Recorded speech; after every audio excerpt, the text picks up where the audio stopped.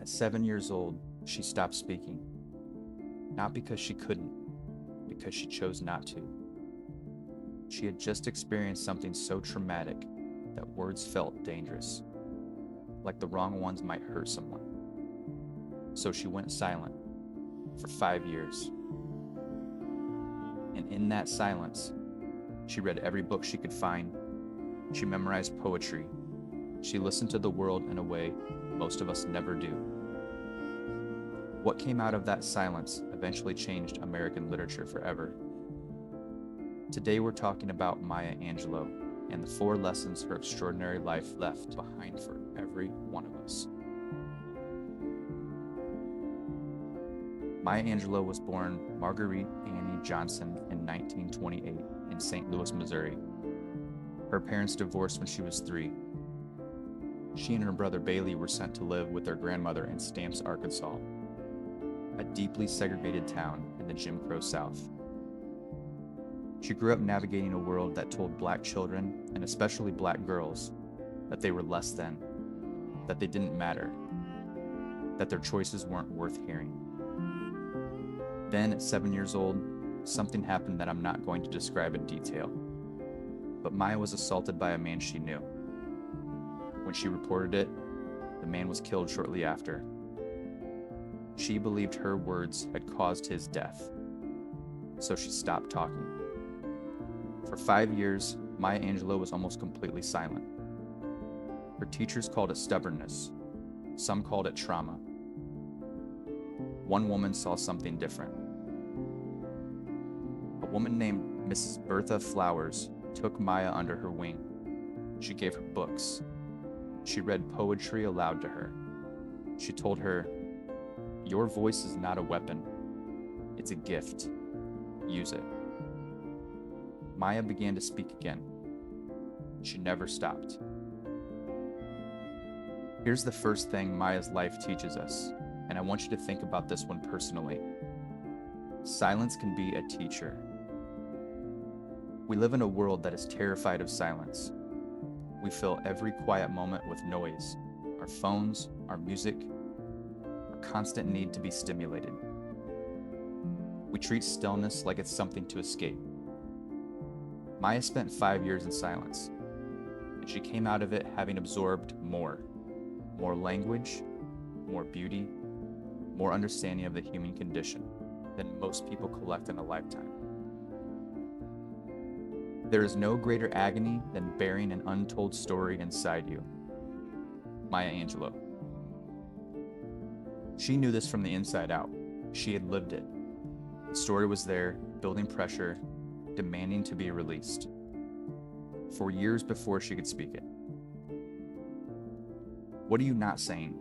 What's building inside you right now that you keep pushing down? Maya's silence wasn't weakness. It was accumulation. She was filling up before she poured out. Sometimes the most powerful thing you can do is stop, listen, let yourself fill up before you speak. Let me tell you what Maya Angelou's life looked like by the time she was 17. She had survived childhood trauma. She had lived through the violence of the Jim Crow South. She was a single mother at 17. Her son Guy was born just weeks after she graduated high school. By the world's standards, her story was already written. Poor, Black, female, unmarried mother in 1940s America. The options on the table were few.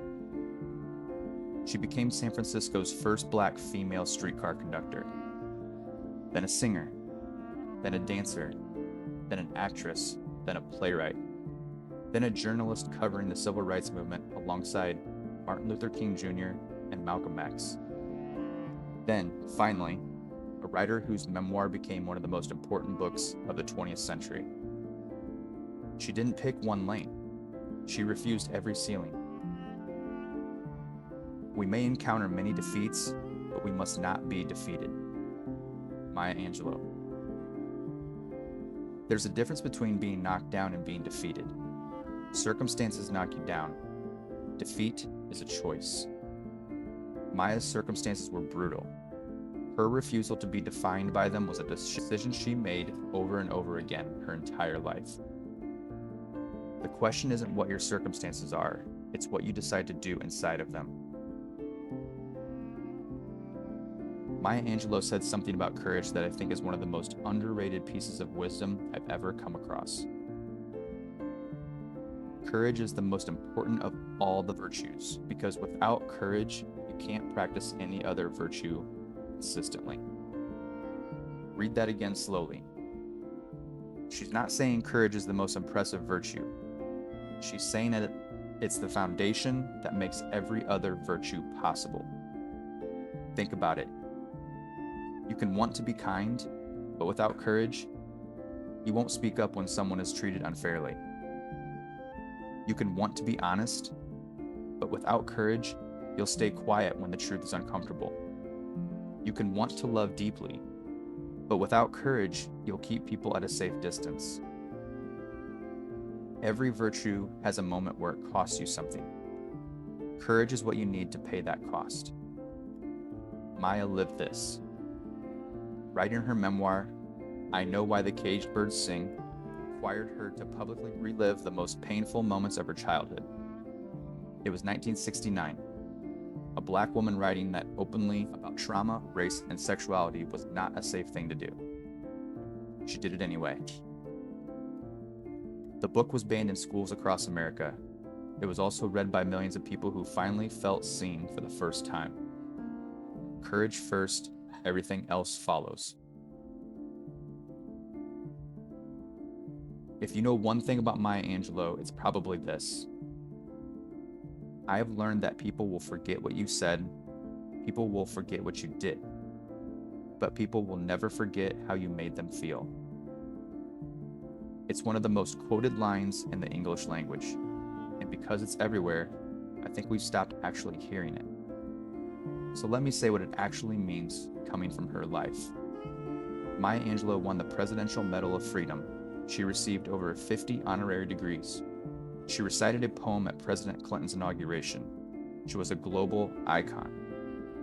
But the stories people tell about her, the ones that come up over and over, aren't about her awards. They're about what it was like to be in a room with her, how she made you feel like the most important person in the world, how she remembered your name, how she looked at you like your story mattered. That was a practice, a deliberate daily practice of paying full attention to the human being in front of her. In a world obsessed with impact at scale, followers, reach, influence, Maya reminds us that the most meaningful thing you can do is make one person feel genuinely seen.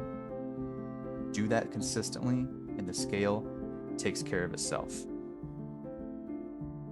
Maya Angelou died in 2014 at 86 years old. She published 7 autobiographies, 3 books of essays, several books of poetry, and was credited with a list of plays, movies, and television shows that would take me the rest of this video to read aloud. She went from a silent little girl in the Jim Crow South to one of the most celebrated voices in human history. Not by waiting for the world to change around her, by deciding again and again that her voice mattered, that her story was worth telling, that the people in front of her were worth seeing fully. If there's one thing I want you to carry from this video, it's this. Your silence has something in it. Your circumstances don't define you. Your courage unlocks everything else. And the way you make people feel is the truest measure of who you are. That's the Maya Angelou blueprint. And it's available to every single one of us. Subscribe if this is the kind of content that moves you. We do this every week. I'll see you in the next one.